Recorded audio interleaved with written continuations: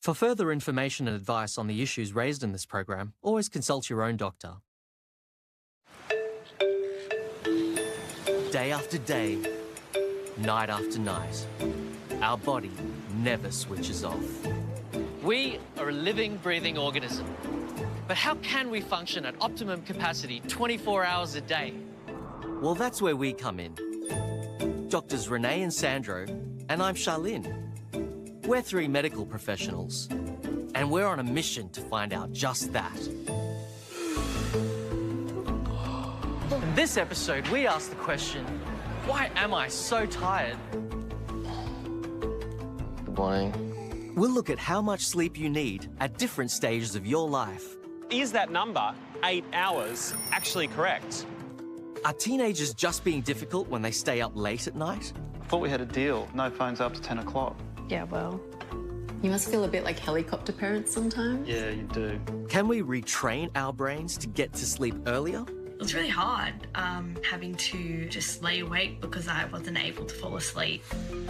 And I confront a major cause of marital disharmony. It's a symphony of snoring. It's the Opera House. I don't snore that bad, do I? As we look for answers to getting a good night's sleep.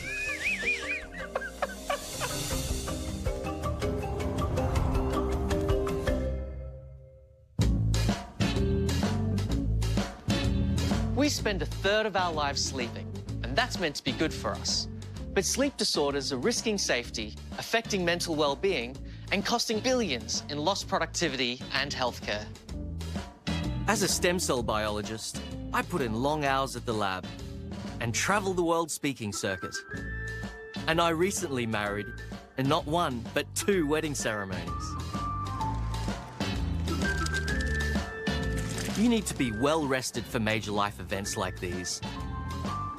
But you also need to keep on top of your day-to-day routine. I've been married to my beautiful wife, Demi, for just a few months now. Things are going great. There's only one small issue. That's in the bedroom.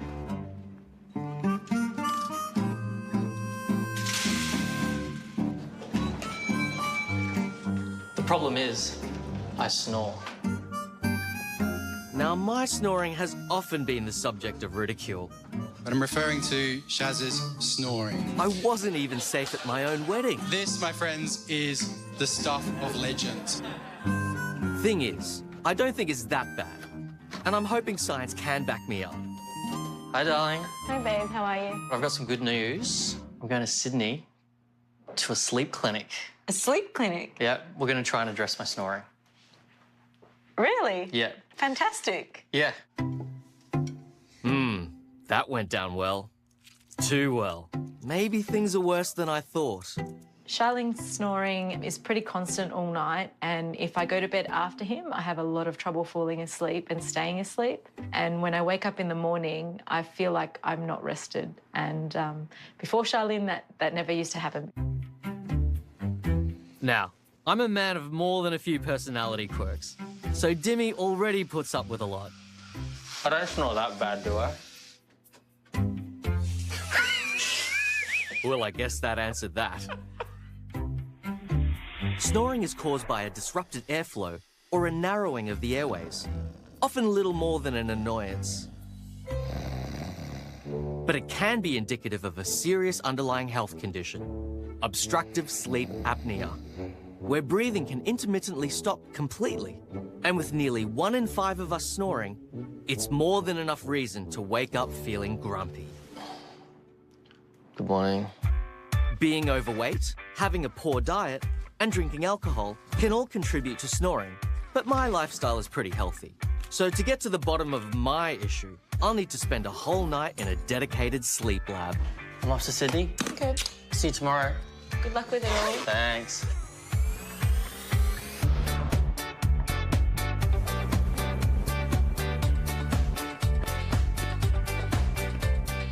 I've come to Sydney's Woolcock Institute, where sleep specialists can map my breathing, heart rate, quality of sleep, and most importantly of all, tell me why I'm snoring. I'll be looked after by Dr. Dev Banerjee, a sleep specialist and a medico-legal expert in the field of sleep medicine. A man who also enjoys the occasional Bordeaux. Hey, take a seat. Thanks a lot. Welcome to the sleep unit. Thanks very much. So, tell me why you're here. Well, I'm here on behalf of my long-suffering wife. We're recently married, but the snoring problem hasn't solved, and I've come here to try and get some help with that. So tell me about the snoring then, because it's multi-level, the snoring. Yeah. It could be nasal, if you're more nasal. Yeah. It could be back of the palate or back of the tongue. So it depends. Would you like me to do that again? So it's actually, there's a science behind It's a symphony snoring. of snoring. It's the Opera House. This is where we are. So do you think your good wife has described the symphony of your snoring with this nasal, palatal, or related to your tongue? She's done one better. She recorded it for me. Have you got an example? I have. Let's hear it. Let me find it for you. It's a little bit embarrassing. Oh, we like humiliation here. Wait for it. I hope Demi appreciates what I'm putting myself through here. This is excruciating.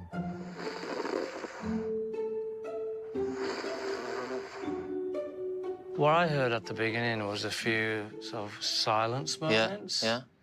It wasn't necessarily your wife obstructing your airway with a pillow or anything like that. It's a bit like, and then there's a gap, then there's and there's a bit of silence, and then there's a Yeah. So, who knows? There might be a bit of apnea Yeah. and a bit of gasping in there. I'm intrigued by that audio. I think there's something really interesting to find tonight. I'm gonna ask you if you can put this through your pants down to the floor. All right. Do you like the dinosaurs? I love dinosaurs. Cool. Me too.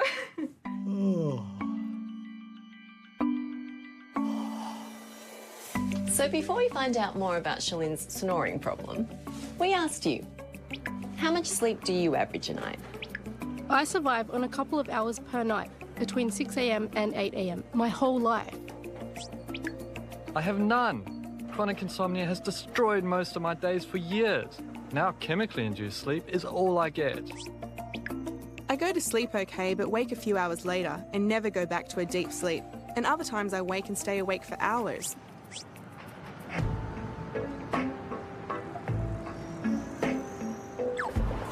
Most of us know getting a good night's sleep is important. But despite this, 1 in 3 people are constantly getting far less than they actually need. It's bad news because over the past decade or so, a growing body of research has linked a number of dangerous health outcomes, like heart disease and high blood pressure, with a consistent lack of sleep. Now, common wisdom tells us we need to get 8 hours of sleep each night to stay healthy. But is that number actually correct? Perhaps a good place to start answering this question is with age. Newborns need a truckload of sleep, up to 17 hours a day. Then as we start adding years, the amount of recommended sleep begins to come down. But even into our late teens, up to 10 hours is still recommended. Which is why this place is so good. I'm in a sleep lounge on a university campus. I love this idea because studies suggest that well-rested students get around 15% higher results in exams. This is Darcy, a student here at RMIT. Until a second ago, he was having a snooze. So, Darcy, how often do you use the sleep lounge?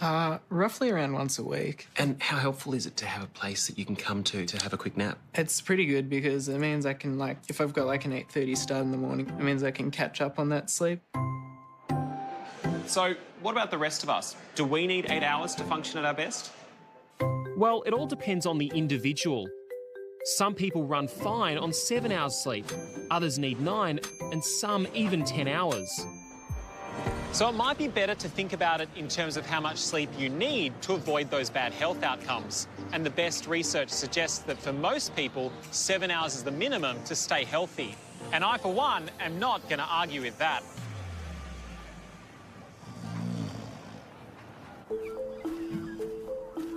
As a medical doctor who takes a holistic approach to health, I am concerned about a particular group who are really suffering from a lack of sleep. Teenagers. Hi. Welcome. Monique. Hi. My name's Monique. I'm 17 years old. I'm in year 12. On a weeknight, I'm averaging on about 5 hours sleep. So tell me a bit about how you sleep at night. So I go to bed about 1 or 2 o'clock in the morning on a school night and then have to wake up about 7, so it leaves me really tired. Right, so if I put you in bed at like 10 o'clock at night and say sleep, you just... Yeah, no. Majority of the time, I think that I can't get to sleep because I'm either on my laptop or on my phone, but then also I'm having trouble actually falling asleep. So did you get that assignment finished? No. Why not? Because I was on my phone.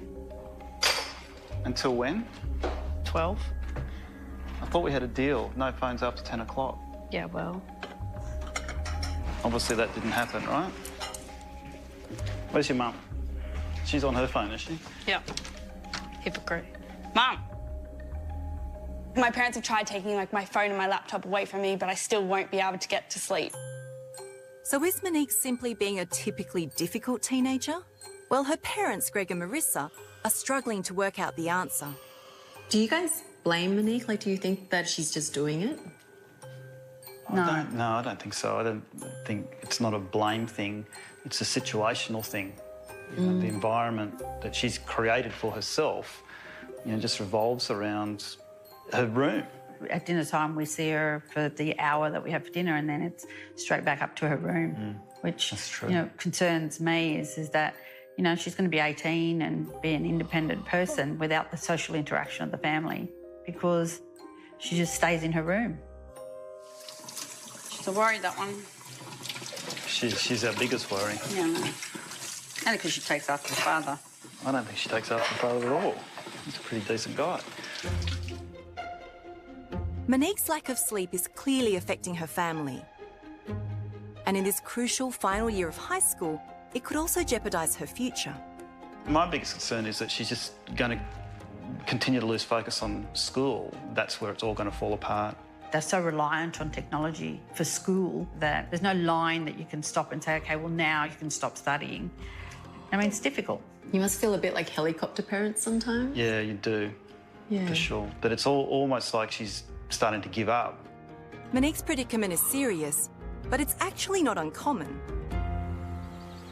Nice to meet you, Nice Chris. to meet you. Thank you so much for your time. Thanks for inviting me. So I've invited a sleep specialist to help Monique and her family. Dr. Chris Seaton is a paediatric and adolescent sleep physician who works in the sleep investigation unit at Westmead Children's Hospital in Sydney. He also likes ocean swimming. So a lot of teenagers now are sleeping 2-3 hours less than they need. Wow, so you're talking 6 hours or something in a night? 6-7 hours. Why is it they sleep less? It's mainly, not only, but mainly to do with screens and digital technology and the need to be connected now electronically 24 hours a day. So we're now a 24-hour society rather than a sort of 12 or 14-hour society. About 15% of teenagers have what we call a late body clock. So their melatonin, which is their sleep hormone, lags at night. It doesn't come up and put them to sleep on time. So that's called delayed sleep phasing, and it's a sort of social jet lag. So, I mean, this lack of sleep must have huge impacts on the average teenager's life. It does. They're not always aware of it, but it affects their mood, their behaviour, their learning. It affects a lot of body systems. So the kids get sick a lot, they miss school, they're late from school. Well, it sort of sounds like you already know Monique, to be honest. Dr. Chris will explain to Monique how she can retrain her brain to get the number of hours sleep she needs at her age, which will help her with her day-to-day life. And introduce you to Chris here. Chris is our... Hi, Monique. Nice to meet you. expert. Thank you. Come through. So, Monique, I've had a chat to Chris and I've told him some of the stuff you've talked to me about. Why do you want to do this? Well, I feel like it definitely affects, like, being able to have time with my family and my friends. And it is quite frustrating and it makes me angry that I'm not getting the right amount of sleep. You don't sleep much during the week, and we could call you a screenager, perhaps. A screenager? Would that be fair? Yeah, sometimes, like, I think, like, oh, like, what's happening? Like, what am I missing out on? Things like that. A FOMO. Yeah. FOMO, a fear of missing out. So when you use the screens, the blue light that comes out is lowering your melatonin, your sleep hormone. So your brain thinks that in the first part of the night, your bed is a place of wakefulness and excitement. And we need to decondition your brain to train it back to know that the bed is a place for sleep. And so one of the things was limiting your use of the devices at night till an hour before bedtime. So to break Monique's poor sleeping habits, Dr. Chris has prescribed a nightly 11 p.m. curfew for the next 6 weeks, with a pre-bedtime routine involving reading for relaxation, listening to chill-out music, and a hot bath. So when you're in the hot, deep bath, your body temperature goes up. When you get out of the bath, your body temperature plummets, and a low body temperature helps you get to sleep. And then right at the end of the routine, it's good to have a snack and a drink.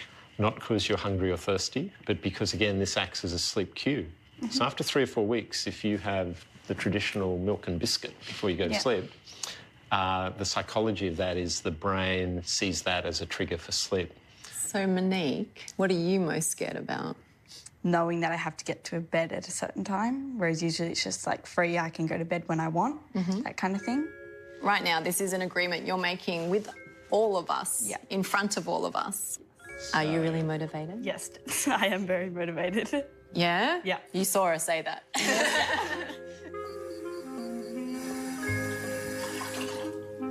As she begins 6 weeks of brain reprogramming, Monique's first step is to send off a saliva sample, which will measure her melatonin level. If her new sleep regime works, her melatonin level should drop in the morning, which means she's had a good night's sleep.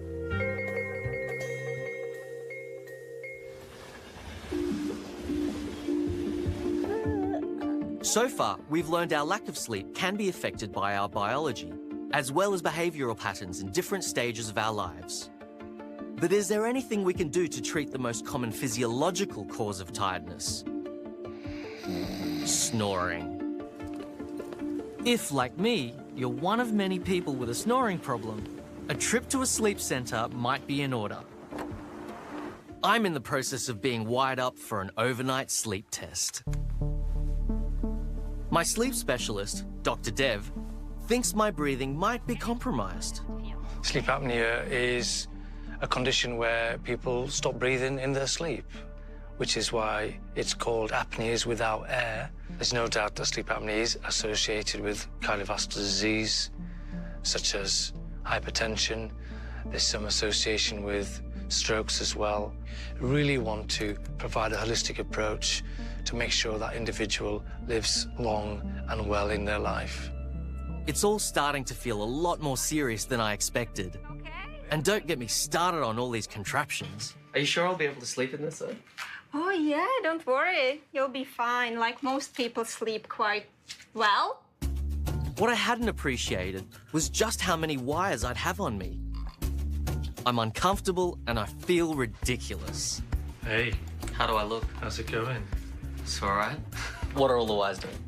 The wires on the scalp are measuring electrical signals in your brain, something called an EEG. It's measuring brain activity. Yeah, absolutely. So the chest belts are measuring breathing, so whether you have difficulty in breathing, stopping breathing.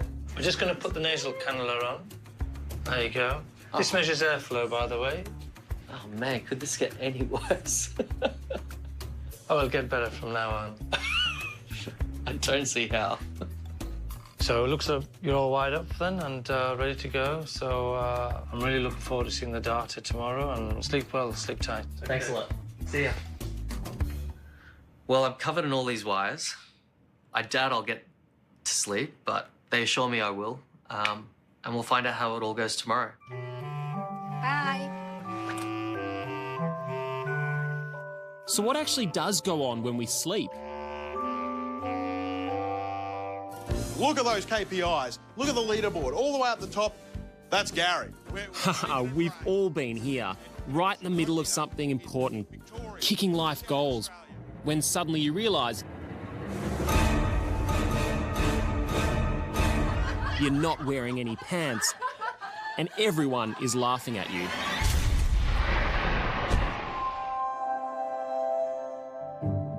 Yes, Gary is fast asleep, but why do humans and animals need to sleep at all? Especially when it leaves them dangerously exposed to predators.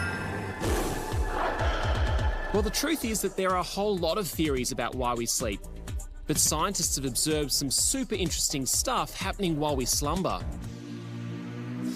In our brain, the pituitary gland releases hormones that turbocharge the upkeep and repair of our internal tissues and muscles. And our immune systems produce crucial proteins that help fight disease and aid recovery from illness. It also turns out there's a kernel of truth in the old idea of beauty sleep, with research suggesting sleep deprivation contributes to biological ageing and that you look less attractive. But it's only in recent years scientists have discovered what could be a critical reason for shut-eye, and it's all to do with thinking. What? Researchers have observed brain cells shrinking by up to 60% during sleep. The gaps created allow the brain to be flushed out with cerebrospinal fluid, removing waste toxins that build up when our brain is awake. Some scientists believe this nightly clean-out is essential for healthy brain functioning in all of us. But sadly for Gary, it also means night after night of...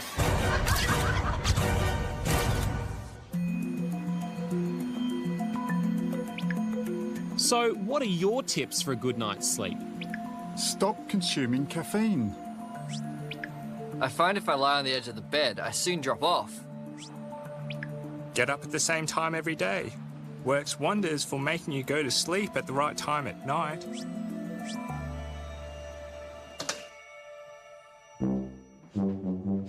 Good morning. Good morning. I haven't been able to take up any of your good suggestions during my night in a sleep clinic, where I've just endured a less than restful sleep under surveillance. I want to keep sleeping. I'm here to find out if I'm one of the 1 in 5 snorers with the more serious underlying condition, obstructive sleep apnea, and whether there's anything my long-suffering wife Dimmy and I can do about it. Feels like I've only had a few hours sleep, but I'm ready to go talk to Dr. Dev in a bit. But first I'm going to jump in the shower and get myself a coffee. After a splash of cold water and a caffeine hit or 3, I'm feeling more human. You've had some breakfast? I've had some brekkie. All right. My glucose levels are up. I'm ready to hear the verdict. Ready to go, OK. Well, there's a lot going on, actually. So there's some clues in here about why my wife might be a little bit upset. Well, these are the electrical currents that is generated by your brain. But what was interesting in this part of sleep was the actual breathing pattern and the snoring as well, and how restless you are. Now, even better, do you want to play this live and hear the snoring? I don't know what I'm letting myself in for, but for the sake of science, let's do it. No, no, no, no. For the sake of your wife, let's do it. For the sake of my wife, let's do it. Let's do it. Let's do it.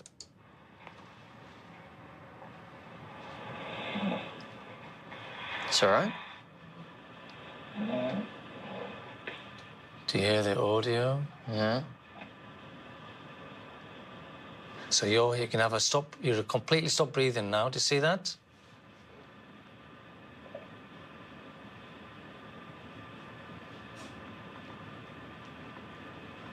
Can't hear any breathing.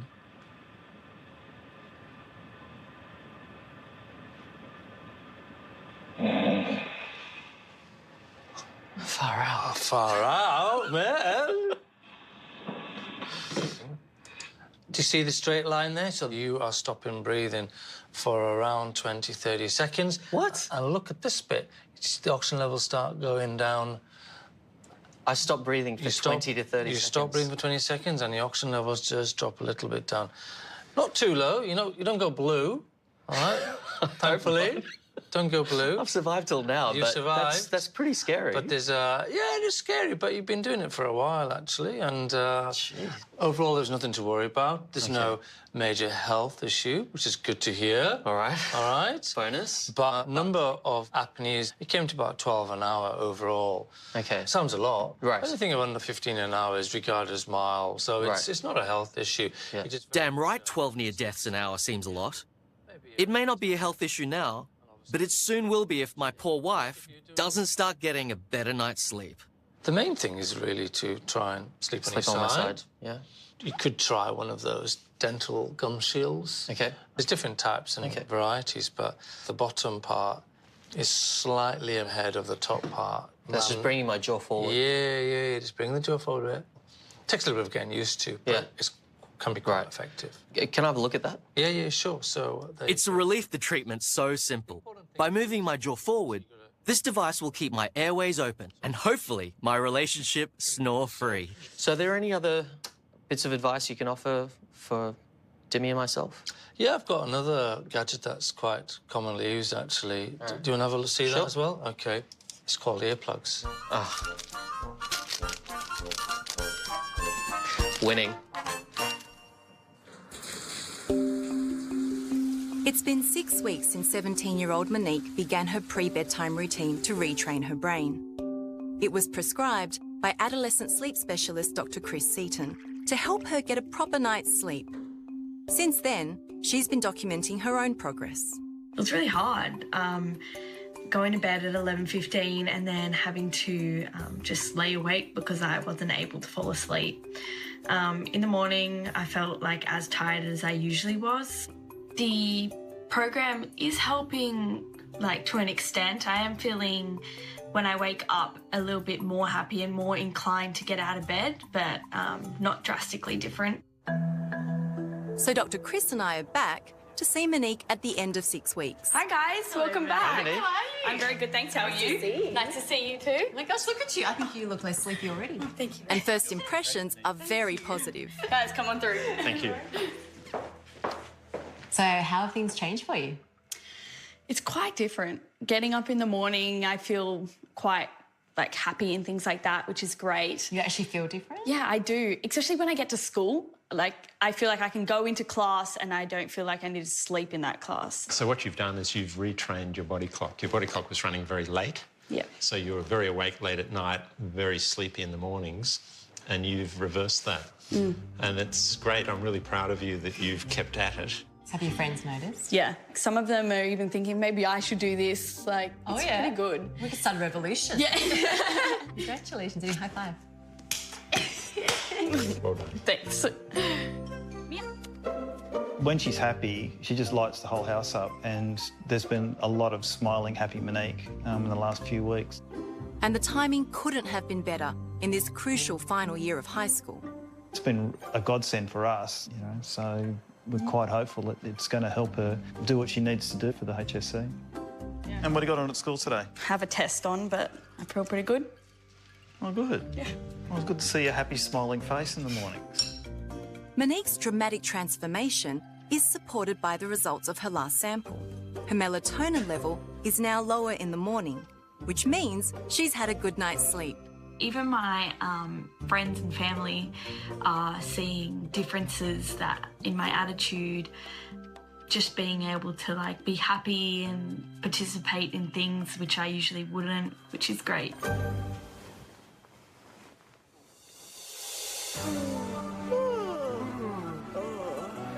It's been quite a journey for me discovering just how crucial sleep is, not only for general recovery, but also to optimize brain function. I now also know that while some teenagers are wired to stay up late, they can retrain their brains to feel tired earlier. And so can we all. Swapping our screens for regular bedtime cues, such as chill-out music and a warm bath, could help prepare us for the life-changing sleep we need. But what I've mostly learned is, it's true what they say. Happy wife, happy life.